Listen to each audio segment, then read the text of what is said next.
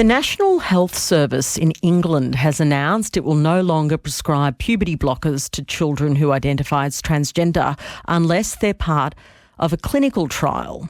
The use of the drugs has been controversial as they pause the physical changes that come with puberty, such as the development of breast tissue or facial hair. Announcing the ban, the NHS said there wasn't enough evidence to support the safety or effectiveness of puberty blockers. Hannah Barnes is an investigative journalist and the author of Time to Think. It's a book that looked at the collapse of the Tavistock Clinic's gender service for children. And Hannah Barnes is our guest this morning. Hannah, welcome.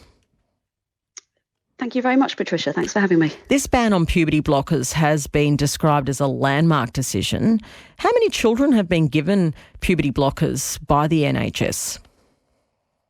Well, like everything in this field, we don't have definitive data. We don't have a definitive number. But my best estimate for that, based on what has been put in the public domain and several freedom of information requests that I've just put in over the last year, actually, is about 2,000 under 18s in England.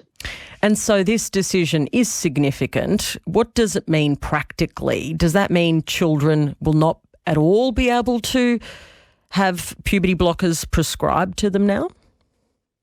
Yeah, pretty much going forward. So no one who's currently on puberty blockers will have them taken off them. So treatment will continue. So any young person who's currently under the care of the Tavistock, they will be allowed to stay on them.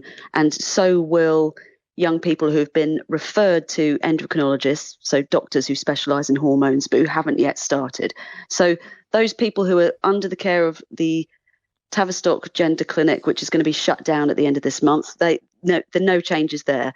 But essentially, come April the 1st, when we have new services opening in England, there will be no medical pathway for young people under the age of 17, so no puberty blockers at all.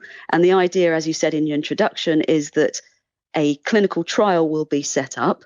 It's going to take some time. The earliest they're expecting is the end of 2024. But what was really significant yesterday with NHS England's announcement was they said regardless or not as to whether that trial gets approval, there will be no puberty blockers prescribed on the NHS. So if that trial doesn't gain ethical approval for any reason, that's it. No blockers at all. That's quite controversial, isn't it? Because my understanding was that if you wanted to be on puberty blockers, and of course, you went through all the processes, as long as you're on a clinical trial, you could get on the puberty blockers. But you're saying there's this long period of time till the end of 2024 where there will be no way of doing it.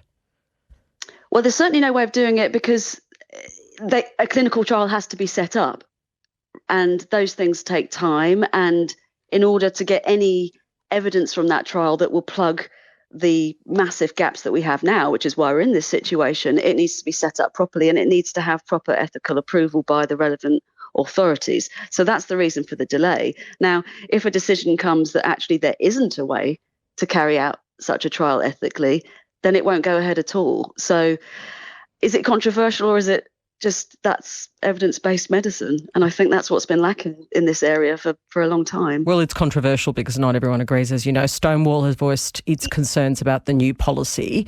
They talk about the gap between the protocol being set up and running the actual trials. Is that going to be an issue? Well, I don't see a way around it. I mean, the delay has been caused by years and years of inaction by both the NHS, by politicians, by regulators. We have known that there isn't a strong evidence base for many, many years. And the systematic evidence review undertaken here in England reported its findings to the NHS in late 2020 and publicly in 2021. So we're 3 years down the line. Now, that is a long delay, even from that systematic evidence review. But the wheels are in motion. I don't see how they can do it any quicker. I mean, it's and of course this will be causing a lot of distress to young people. No one questions that. Yeah, no, of course, and that's the issue, isn't it? Many of those who've been on puberty blockers, not all, but many, will tell you it was life-saving. Others have clearly regretted the decision. So there is mixed results. That's part of the story. What happens to those who are in deep distress, the young people in deep distress who now won't be able to enter down this path? Well, there's a terrible situation facing young people in England right now, and actually I think in other European countries as well. The waiting time for care, if you're a young person, is some of them have been waiting for 5 years and there hasn't been any help at all. But really, I think part of the problem is we've allowed things to go on for so long when we know there hasn't been a decent evidence base underpinning this treatment, that there is the case for safety and clinical effectiveness isn't strong enough. That's what the NHS said. And I think we've let down these young people collectively by allowing a standard of healthcare that we wouldn't allow in other areas of medicine. So while there are distressed young people who want this medication, it's,